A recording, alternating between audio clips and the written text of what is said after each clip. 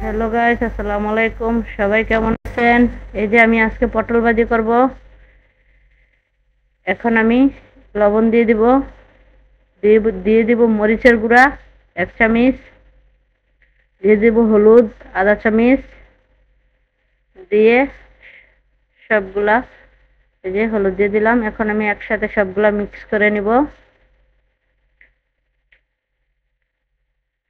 এই যে মাখিয়ে নিলাম, করিয়া বসিয়ে দিলাম অন্যদিকে। এই যে দেখুন, করিয়া বসিয়ে দিলাম, তেল দিয়ে দিব পরিমাণ মতো। তো সবাই আমার ভিডিওগুলা প্রথম থেকে ফুল লাস্ট পর্যন্ত দেখবেন।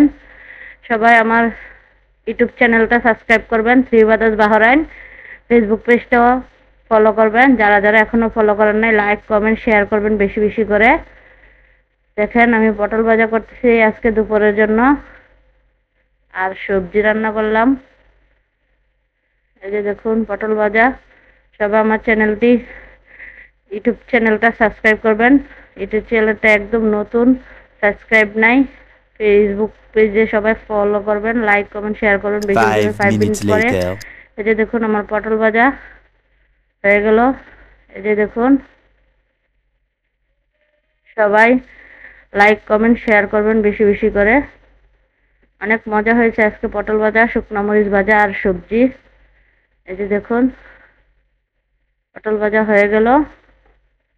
সবাই ভালো থাকবেন। আল্লাহ হাফেজ। বাই।